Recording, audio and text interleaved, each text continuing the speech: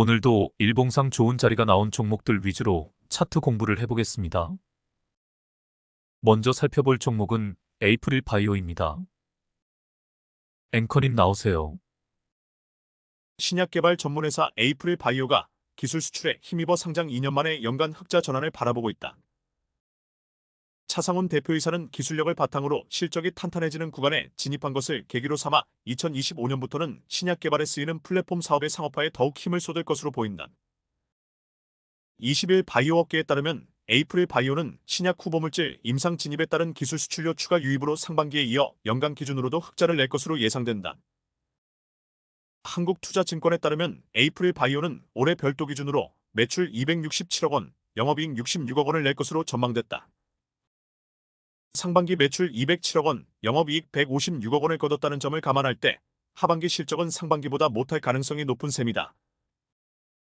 다만 연구개발비가 많이 소요되는 신약개발 회사의 특성상 흑자를 내기 쉽지 않다는 점과 수익을 위한 부가사업이 아니라 본업으로만 성과를 올리게 된다는 점에서 에이프릴 바이오의 연간 흑자 전환의 의미는 적지 않다. 에이프릴 바이오가 올해 상장 이후 첫 흑자를 낼 수 있는 배경은 기술 수출이다. 정확히 말하면 SAF의 기술인데 이는 약효 단백질의 반감기를 증가시키는 것이 핵심이다.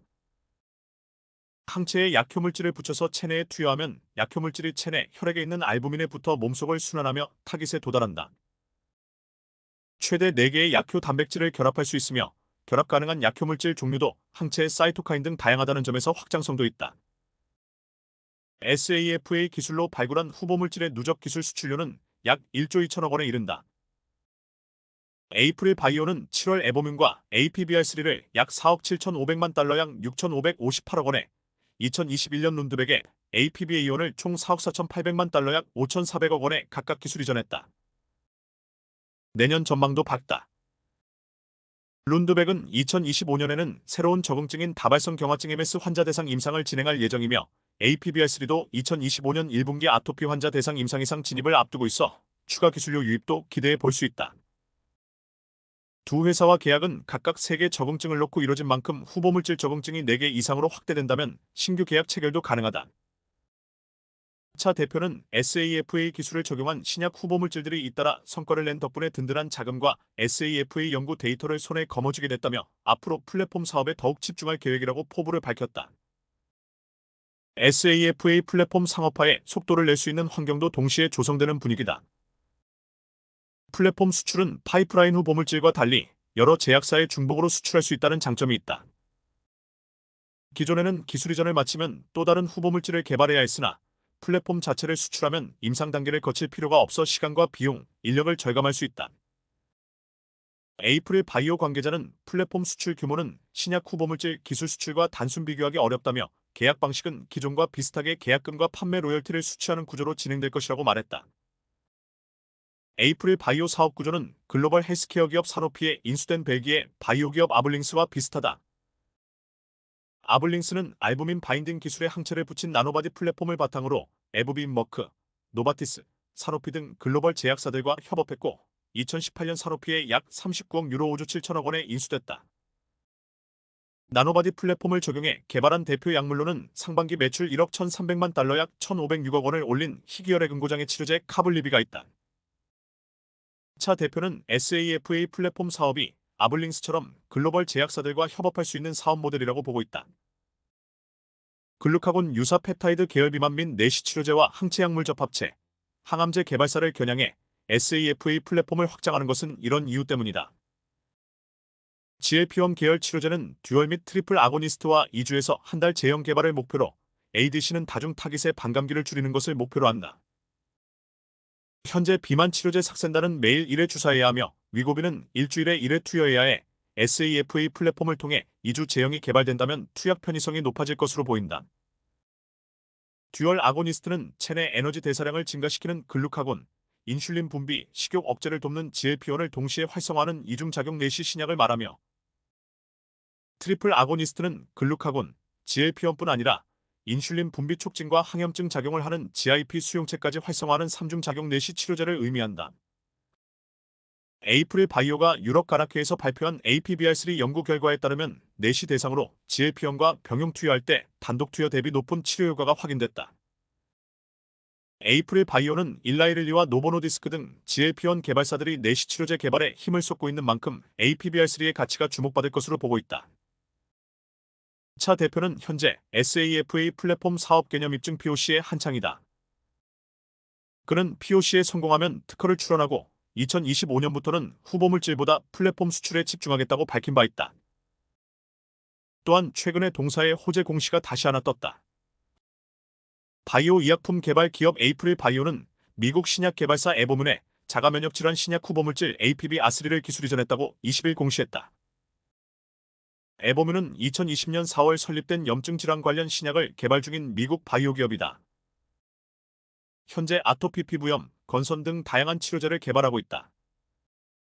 계약 조건은 반환 의무가 없는 계약금 1,500만 달러 207억 원을 포함해 최대 4억 7,500만 달러 양 6,550억 원 규모다.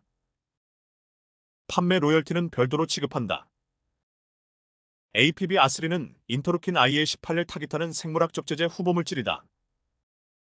현재까지 해당 기전으로 상용화된 제품은 없으며 APB-아스리 가상용화되면 계열 내 최초 약물로 등극할 수 있다. 에이프릴 바이오는 최근 공개한 임상일상 결과에서 APB-아스리의 내약성과 안전성을 확인했다. 건강한 성인 31명을 대상으로 진행한 임상 결과 APB-아스리 투여 시 모든 피험자에게서 중대한 이상 반응이 나타나지 않았다. 또 투여로 인한 사망도 보고되지 않았다. 호재 소식이 또 있다. 기술 이전 계약 상대방인 덴마크 제약사 룬드백이 갑상선 암병증과 다발성 경화증 치료제 시장에 공식적으로 출사표를 던졌다. 두 치료제 시장은 약 40조 원 규모로 추정되는데 에이프릴 바이오는 룬드백의 임상시험 진입에 따라 내년 최대 160억 원 규모 마일스톤 유입을 기대할 수 있게 됐다. 22일 업계와 미국 임상정보 사이트 클리니컬 트라이얼즈에 따르면 룬드백은 2021년 에이프릴 바이오로부터 도입한 자가 면역질환 후보물질 APB-어원에 대해 중등도 및 중증 갑상선 암병증 환자 19명 대상 임상 1비상을 시작했다. 1차 시험 종료 시점은 내년 1월 15일이다. 현재 환자 모집을 시작한 것으로 확인됐다. 룬드백은 TED 치료제를 2030년 상업화한다는 목표다. 에이프릴 바이오는 CD40L을 타깃하는 APB-어원에 대해 2021년 9월 미국 식품의약국 일상 임상시험 계획서 IND를 승인받고 10월 룬드백에 약 5,413억 원의 기술 이전 한 바 있다. 룬드백은 2022년 3월 이 물질로 임상 일상을 개시했다. 이후 회사는 지난해 11월 일상에서 긍정적인 약동학 결과와 안전성을 확인했다고 밝혔다. 룬드백이 이번에 게시한 임상 1비상에서 첫 환자에게 임상 약물을 투여하면 에이프릴 바이오에 마일스톤이 유입된다. 시장에서는 60억에서 80억 원 수준이 될 것으로 추정한다. 갑상선 암병증, TED는 갑상선의 자가 면역 질환으로 갑상선을 자극하는 자가항체가 눈 주변의 근육, 연부 조직의 염증을 일으키고 이것이 굳어지면서 변형을 일으키는 것이다. 안구 뒤 지방 조직이 증식되면서 눈꺼풀이 말려 올라가거나 안구가 돌출되고 심해지면 안구 주위 근육에도 영향을 미쳐 사시가 생기기도 한다. 현재 상용화된 유일한 TED 치료제로는 암젠의 테페자가 있다. 테페자는 올해 2분기 약 4억 7,900만 달러 약 6,590억 원 규모의 매출을 올렸다. 하지만 청력 상실과 같은 부작용으로 점차 시장에서 입지가 좁아지는 추세다.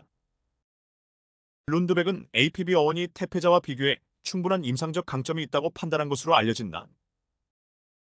국내에서는 한올바이오파마가 미국 파트너사와 임상 3상을 진행 중이며 내년 1분기 임상 3상 톱라인 결과를 발표할 계획이다. TED의 2028년 예상 시장 규모는 58억 달러 약 7조 5천억 원로 추정된다. 이상입니다.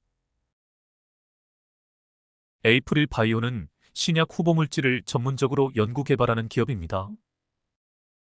주로 임상 일상 전후로 기술을 이전하여 기술료를 수취하는 비즈니스 모델을 가지고 있습니다. 뉴스에 보도된 대로 플랫폼 기술 수출은 여러 제약사의 중복 수출이 가능하며 임상 단계가 필요 없어 비용이 절감되는 효과가 있기에 제약바이오 기업들이 모두 플랫폼 기술 수출을 하기 위해 노력하는 중입니다. 에이프릴 바이오 경우 기술 이전은 확실하게 성과를 내고 있으며 SAFA 플랫폼 사업은 초기 단계에 불과하지만 앞으로 더 많은 기술 이전으로 기업 가치를 끌어올릴 것으로 기대가 되어집니다. 제가 전에 리가켄 바이오란 기업을 소개할 때 설명을 했지만 우리나라 제약바이오 기업들의 기술이 나날이 발전해 가고 있습니다. 동사의 자가 면역 질환 신약 후보물질 APR 시리즈가 전 세계 빅파마들에게서 러브콜을 받는 것이 이를 증명해주고 있습니다. 지금이 바로 제약 바이오 기업들에게 주목해야 할 시기입니다. 제2의 알테오젠이 속속 등장을 할 것입니다. 투자 적기를 놓치면 훌륭한 기업들의 주식을 높은 가격에 사야 하는 부담이 생깁니다. 이 기업에 관심을 가지고 깊이 공부를 해보시길 바랍니다. 차트로 가보겠습니다. 지나간 차트입니다. 무상증자 권리락이 보입니다. 제가 한번 설명을 드렸습니다. 무상증자 권리락 이후 전고점을 돌파하는 자리가 아주 중요한 타점이 된다고 했습니다. 제가 표시를 해보겠습니다. 이 자리가 권리락 이후 전고점을 돌파하는 자리입니다. 양봉이 3개가 연속 출현하는 적산병도 보입니다. 적산병도 좋은 상승 흐름을 타고 있는 종목이라는 것을 증명해 줍니다. RSI도 중심선을 돌파하고 있습니다. 최초 상승 지점이라는 것을 알 수 있습니다. 거래량도 장난이 아닙니다. 이런 매수 타이밍을 놓치지 않는 것이 중요합니다. 그런데 관심 종목 관리가 되지 않으면 이런 타이밍을 잡아내는 것이 불가능합니다. 방법이 있기는 있습니다. 조건 검색식입니다. 신고가 조건으로 잡아낼 수 있습니다. 52주 신고가가 아니라 이 종목은 일봉 기준 30봉 신고가 조건을 넣으면 되겠네요. 여하튼 이러한 중요한 타점을 놓치지 않는 것이 중요합니다. 다음 상황을 보겠습니다. 직전 양봉을 한 방에 잡아먹는 큰 언니 캔들이 떴습니다. 매도 타이밍입니다. 다음 상황을 보겠습니다.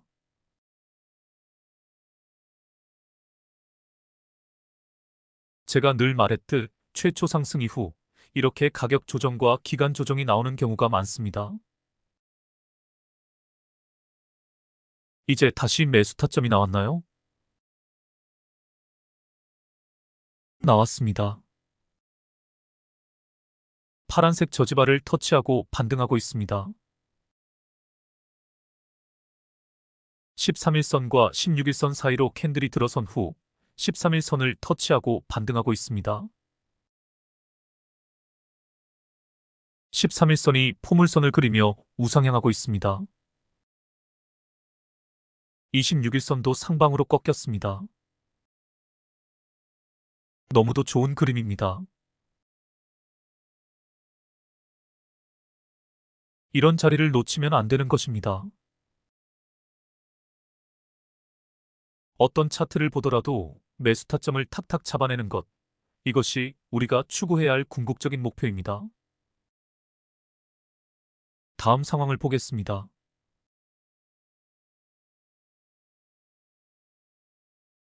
매도 타점이 나왔나요? 나왔습니다. 중간에도 저항 라인에서 밀린 모습이지만 이번에도 돌파에 실패하자 큰 언니 캔들이 떴습니다.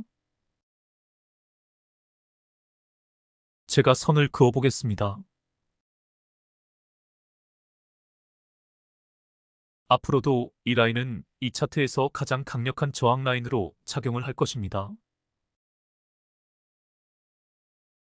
돌파 시도가 계속 나오겠지만 돌파에 성공할지는 아무도 장담할 수 없습니다. 그래서 확실하게 돌파에 성공한 후에 타점을 잡는 것이 원칙입니다. 하지만 우리는 돌파를 예상해 볼 수 있는 여러 가지 단서들에 대해 알고 있습니다. 그 단서들을 잘 활용해서 타점을 잡을 수 있습니다. 하지만 그것은 차후의 일입니다. 일단 큰 언니 캔들 등장 이후 충분히 조정을 받고 나서 반등할 때 타점을 잡아야 합니다. 다음 상황을 보겠습니다.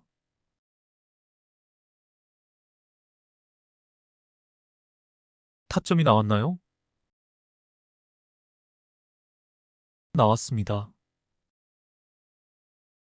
기가 막힙니다. 1316 매매법은 이러한 자리들을 기가 막히게 표현해 줍니다. 지금 정확히 두 선 안에 캔들이 들어선 모습입니다. 다음 상황을 보겠습니다.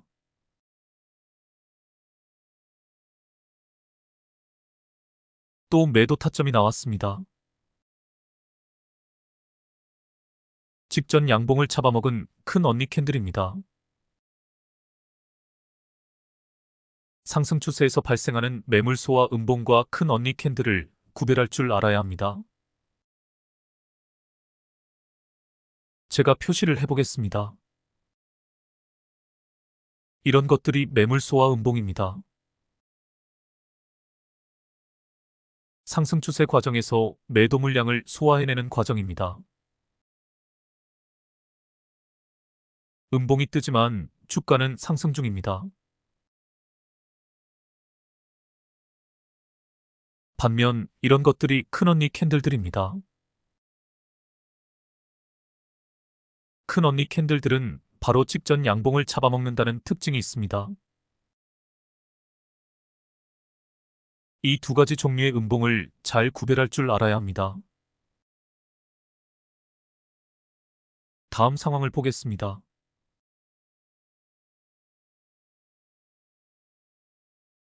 새로운 박스권이 형성된 것이 보입니다.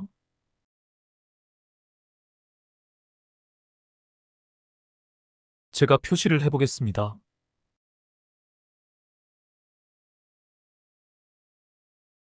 이것이 새롭게 형성된 박스권입니다. 캔들들의 등락 진폭이 작아진 것이 확인되어집니다. 캔들들의 진폭이 작아졌다. 뭔가 느껴지시는 것이 있나요? 그렇습니다. 삼각수렴입니다.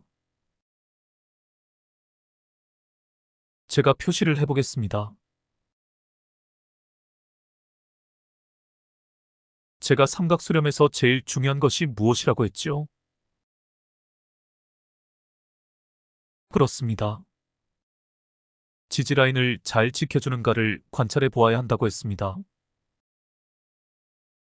보시다시피 파란색 지지라인을 잘 지켜주고 있습니다. 힘이 응축되어지는 삼각수렴의 꼭지점을 향해 캔들들이 수렴을 하고 있습니다. 지금이 바로 매수 타이밍입니다. 다음 상황을 보겠습니다. 기가 막힙니다. 삼각수렴의 꼭지점에서 힘의 분출이 나온 상황입니다. 이런 종목들도 조건 검색식으로 잡아낼 수 있습니다. 30봉 신저가라는 조건들을 넣어보면 됩니다. 많이 연구해 보시길 바랍니다. 이제 급등 이후의 상황을 보겠습니다. 장대 양봉의 고점은 깨어지지 않았다고 볼 수 있습니다. 하지만 새로운 저항 라인에서 계속 밀리는 형국입니다. 제가 선을 그어보겠습니다. 새롭게 형성된 두 개의 저항 라인입니다. 이미 밑에 저항 라인이 살짝 깨진 모습입니다. 저항 라인 돌파에 실패하면 주가는 밑으로 흐른다고 했습니다. 매도 타점입니다. 다음 상황을 보겠습니다. 반등의 신호가 나왔나요? 나왔습니다. 거래량에 주목해 보시길 바랍니다. 음봉들이 지속적으로 출현하는 가운데 양봉들이 하나씩 섞여 있습니다. 주포가 핸들링을 한 흔적입니다. 앞에서 2번 반등의 시도가 있었으나 모두 실패했습니다. 이번이 3번째 시도입니다. 마지막 양봉 캔들 직전에 발생한 거래량 음봉에 주목해 보시길 바랍니다. 거래량에서 음봉의 크기가 확연하게 줄어든 것이 보입니다. 최적 거래량이라 할 수 있습니다. 최적 거래량은 팔 사람들이 이제 거의 없다는 것을 의미합니다. 그래서 오늘 등장한 최적 거래량 뒤 양봉이 타점이 되는 것입니다. 가격 캔들에서는 하락 추세 끝에서 등장한 큰 오빠 캔들입니다. 정확히 저지발을 터치하고 반등을 하면서 이전 음봉을 잡아먹고 있습니다. 이런 자리가 반등의 자리가 되는 것입니다. 반등의 자리를 찾을 때 이런 역학관계를 잘 파악해야 합니다. 이번에는 피보나치 작도를 해보겠습니다. 선들이 너무 어지러워 다 지운 후에 작도를 해보겠습니다.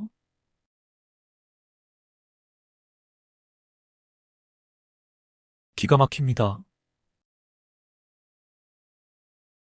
정확히 0.382 라인을 터치하고 반등을 하고 있습니다. 보통 이 0.382 라인을 황금 라인이라고 부릅니다. 이 라인에서 제일 많이 반등을 하기 때문입니다. 그래서 예측 샷 개념에서 캔들이 이 선에 닿았을 때 매수를 많이 합니다. 혹은 여기서 분할 매수하고 더 조정이 나오다가 0.5 라인까지 내려오면 추가 매수를 하기도 합니다. 우리에게는 최적 거래량 기법도 있고 또 우리는 저지발을 긋는 방법도 알고 있기에 여러 가지를 두루 사용해서 반등 자리를 분석을 해낼 수 있습니다. 제가 조정 후 반등의 자리에 대해 쇼츠로 다룰 것이라고 말씀을 드렸습니다. 그때 집중적으로 이 부분에 대해 조명을 해보겠습니다. 공부하실 때 여러 차트에서 스스로 반등 자리를 찾아내는 연구를 해보시길 바랍니다. 눌림목 매매 고수들은 이런 자리들만 찾아 들어갑니다. 돌파 매매보다 훨씬 안전하고 수익성도 확실한 매매 기법이 바로 눌림목 매매입니다. 저도 급등 후에 눌림에서 반등하는 자리야말로 주식 매매에서 최고의 타점이라 생각합니다. 앞에서 급등이 나왔다는 것은 이 종목에 확실한 모멘텀 혹은 확실한 호재가 생겼다는 뜻입니다. 이후 조정이 나오는 것은 수익 실현 매물 때문입니다. 그 매물들을 소화하고 나면 재차 상승을 하는 것입니다. 이 원리를 이용한 것이 눌림목 매매입니다. 제가 주식학교를 설립하고 나면 여러 가지 매매법을 공부하는 단계별 수업을 진행할 것입니다. 그때 가장 중점적으로 다룰 학습 커리큘럼이 바로 이 눌림목 매매 기법입니다. 저는 이 자리를 찾아내기 위해 수많은 연구를 했습니다. 지금까지 제가 소개한 기법 이외에도 다른 기법들이 있습니다. 하지만 가장 중요한 기법들은 이미 다 소개를 했습니다. 문제는 실전에서의 활용입니다. 꾸준히 연습을 하셔서 눌림목 매매 고수가 되어 보시길 바랍니다. 30분봉 차트를 활용해 보셔도 됩니다. 이것도 맞들이면 다른 거 못합니다. 저도 단주로 연습할 때 한 6개월 동안 이 매매법에 푹 빠져 있던 것이 기억이 납니다. 얼마나 재미있고 흥미진진한지 그때 생각을 하니 가슴이 두근거립니다. 정말 제가 권하고 싶은 매매법 중에 하나입니다. 다음 상황을 보겠습니다.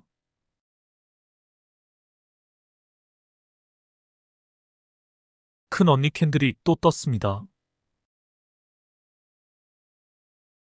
매도 타이밍입니다. 제가 선을 그어보겠습니다. 제가 권리락 이후에서는 모든 것이 새로운 국면에 들어선다고 했습니다. 이 주식은 지금 신고가 영역을 갱신하는 중입니다. 방금 제가 그은 빨간색 저항 라인을 돌파하면 새로운 신고가 영역에 들어서게 됩니다. 하지만 큰언니 캔들이 뜨면서 저항 라인에서 밀리고 있습니다. 저항 라인에서 밀리면 밑으로 흐른다고 했습니다. 그러면서 자연스럽게 매도 물량을 소화하게 되는 것입니다. 다음 상황을 보겠습니다.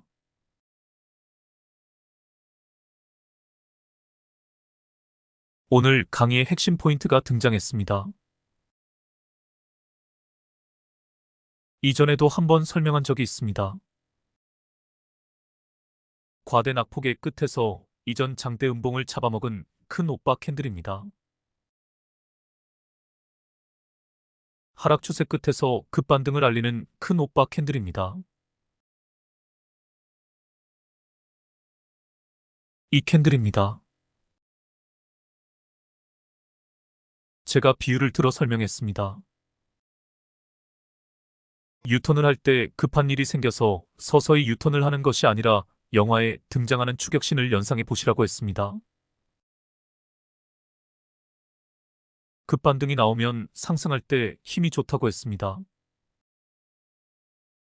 다음 상황을 보겠습니다.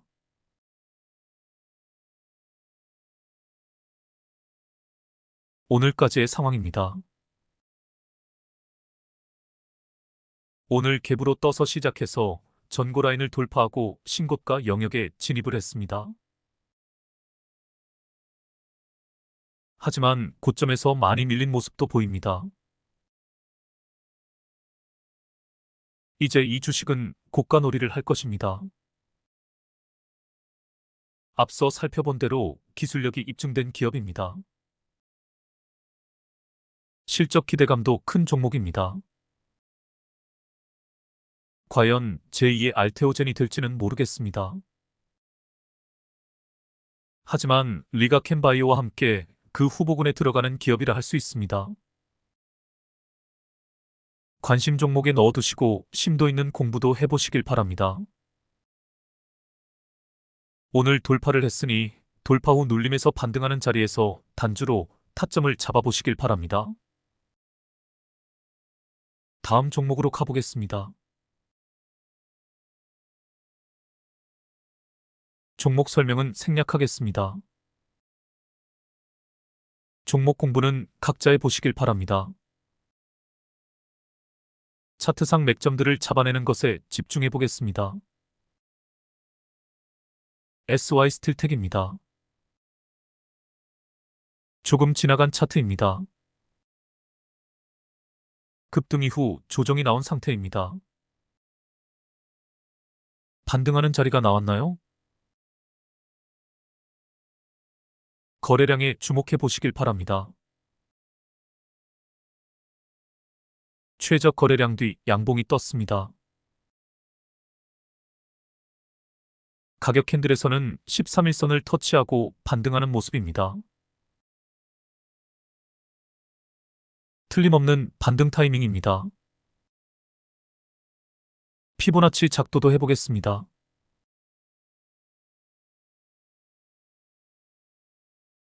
정확히 0.5라인에서 반등하는 모습입니다. 저지바도 확인을 해보겠습니다.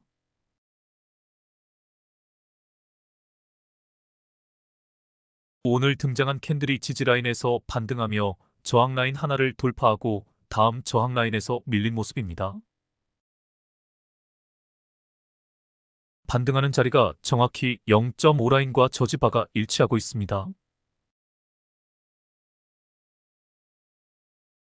여러 가지 단서를 통해 반등하는 자리라는 것이 확인이 되었습니다. 틀림없는 매수 타점입니다. 다음 상황을 보겠습니다.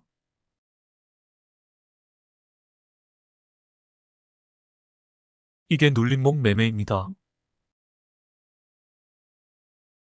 앞에서 크게 한번 시세가 나온 종목이 첫 눌림에서 반등할 때 타점을 잡으면 이런 급등을 먹을 수 있습니다. 왜 눌림목 매매가 최고의 매매법인지 증명이 되어집니다. 그럼 여기까지의 과정이 30분 봉상에서는 어떤 모습으로 나타나는지 관찰을 해보겠습니다. 30분 봉으로 가보겠습니다. 급등 이후 조정이 나오는 과정을 관찰해 보시길 바랍니다. 밑으로 줄줄 흐르는 주가가 마침내 공중 부양선까지 깨고 내려갑니다. 그러다가 공중 부양선을 회복하는 자리가 나옵니다. 여기입니다. 30분 봉상에서는 여기가 타점이 됩니다. 하락세를 극복했다는 의미입니다. 거래량에 주목해 보시길 바랍니다. 이날이 최저 거래량이 발생한 날입니다. 이날이 거래량에서 최저 거래량 뒤 양봉이 뜬 날입니다. 그러므로 일봉상에서는 이날이 타점이 되는 것입니다. 이렇게 일봉과 30분봉을 번갈아 보면서 타점을 잡아낼 수 있습니다. 다음 상황을 보겠습니다.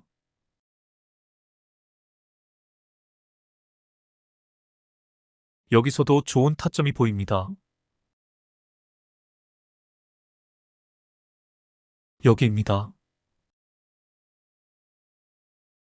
비록 갭으로 떴지만 이 자리가 공중 부양선을 터치하고 반등하는 자리입니다.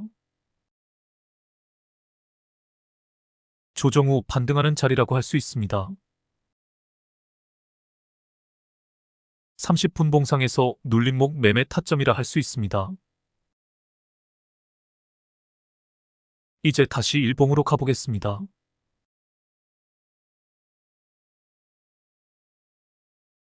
오늘 상한가에 가까운 급등이 나왔습니다. 급등 후 조정이라는 공식에 따라 이제는 조정이 나올 것을 예측해 볼 수 있습니다. 그래서 이런 날은 종가에 매도를 하는 것이 좋습니다.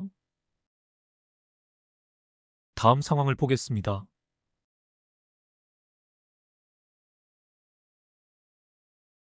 거래량에 주목해 보시길 바랍니다. 어제 거래량이 팍 줄면서 조정이 나왔습니다. 수익 실현 매물들이 빠져나간 것입니다. 그런데 오늘 거래량에서 양봉이 떴습니다. 만약 주포가 손을 놓고 있었다면 오늘도 거래량에서 음봉이 떠야 합니다. 그러면서 가격도 하락을 해야 합니다. 이것이 자연스러운 주가의 흐름입니다. 그런데 오늘 거래량에서 양봉이 떴다는 것은 주포의 핸들링이 있었다는 뜻입니다. 그러면서 가격 캔들에서는 어마어마한 여러 캔들이 떴습니다. 주가를 밑에서부터 쭉쭉 끌어올렸다는 뜻입니다. 여기서 주포의 의도를 읽어야 합니다. 아, 이놈은 더 주가를 끌어올리려고 하고 있구나. 이렇게 생각을 하고 여기서 다시 타점을 잡아야 합니다. 다음 상황을 보겠습니다.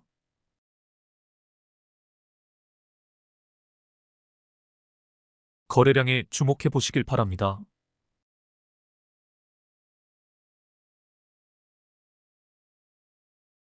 연어 캔들이 발생한 날 다음 이틀 동안 엄청난 물량이 투입된 것이 보입니다. 매도 물량을 소화하며 주포가 주가를 부양시킨 것입니다. 그런데 오늘 거래량이 팍 줄면서 주가가 많이 떨어졌습니다. 가격 캔들에서 양봉이 뜬 것은 시가보다 종가가 더 높은 곳에서 끝났다는 뜻입니다. 하지만 어제에 비해 가격이 많이 하락한 것이 보입니다. 매도 타이밍입니다. 주포가 손을 놓았기 때문입니다. 주포의 핸들링이 다시 시작되는 자리를 찾아야 합니다. 다음 상황을 보겠습니다.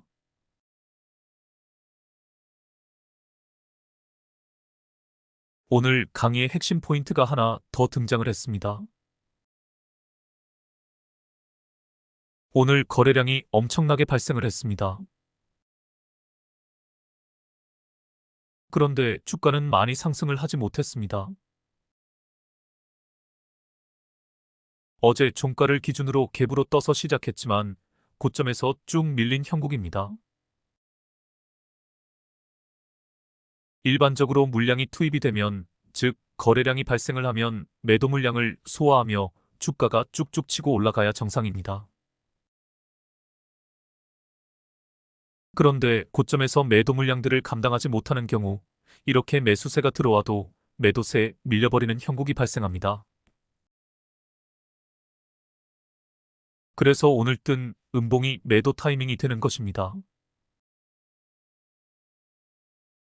큰 언니 캔들이라고 생각하시면 됩니다. 하늘색 엠벨선이 깨진 것도 보입니다. 다음 상황을 보겠습니다.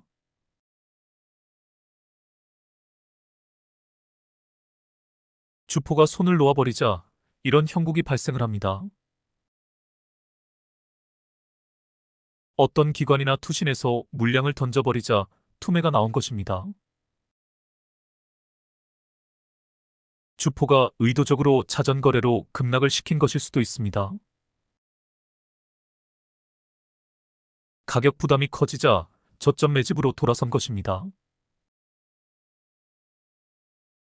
그러다가 주포의 핸들링이 시작된 자리가 보입니다.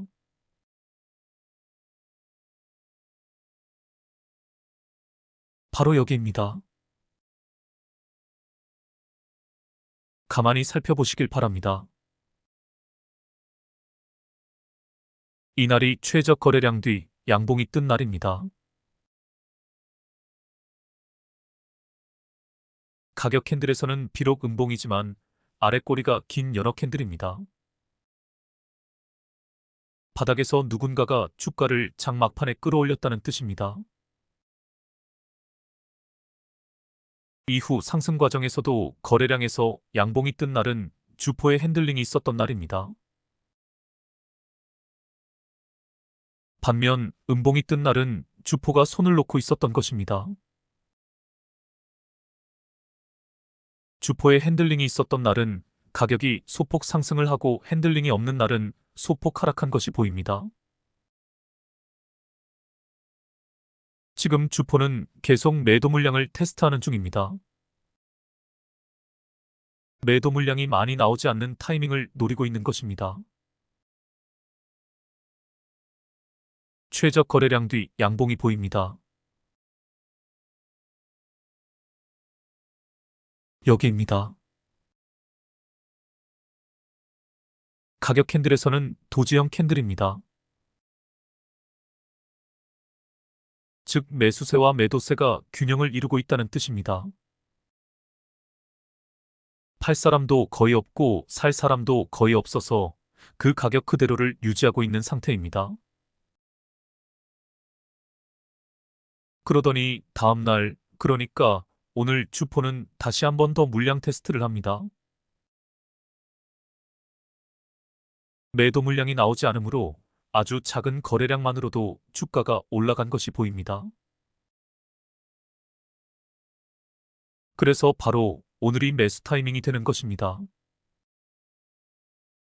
캔들들이 정확히 13일선과 26일선 사이에 위치해 있기도 합니다. 다음 상황을 보겠습니다. 오늘까지의 상황입니다. 최초 상승부터 지금까지 주가 흐름을 다시 한번 검토를 해보겠습니다. 정확히 반등하는 자리에서 타점을 잡았다면 큰 상승분을 먹을 수 있었을 것입니다. 그리고 두 번째 조정 후 반등하는 자리도 보입니다. 이 캔들입니다. 하락 추세 끝에서 급반등을 알리는 큰 오빠 캔들입니다.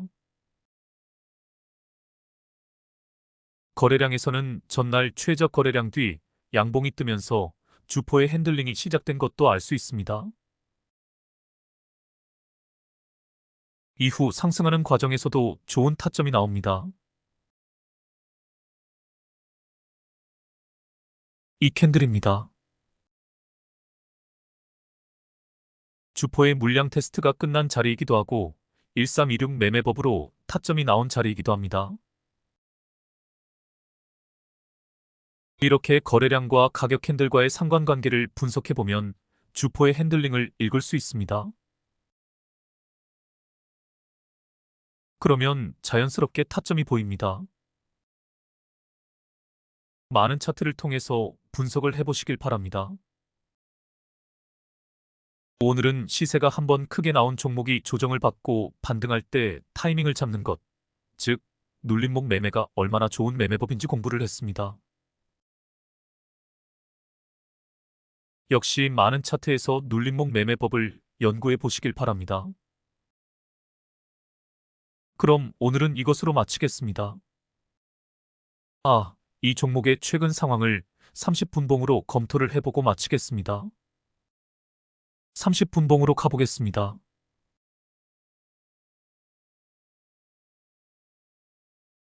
좋은 타점이 한눈에 들어옵니다. 여기입니다. 공중부양선 안쪽으로 들어온 캔들이 공중부양선을 터치하고 반등하는 자리입니다. 여기서 타점을 잡으면 딱 3거래일 만에 큰 시세를 먹을 수 있습니다. 일봉상에서는 주포의 물량 테스트가 끝나는 날이 이날입니다. 1326 매매법으로 타점이 나오기도 한 날입니다. 이렇게 일봉과 30분봉을 번갈아 보면 주포의 의도를 읽어내고 타점을 쉽게 잡아낼 수 있습니다. 일봉과 30분봉을 동시에 활용하는 매매법에 제가 이름을 붙여보았습니다. 일명 130 매매법입니다. 130 매매법으로 이 시장에서 최고의 트레이더가 되어 보시길 바랍니다. 그럼 오늘은 이것으로 마치겠습니다. 다음에 뵙겠습니다. 편한 밤 되시길 바랍니다.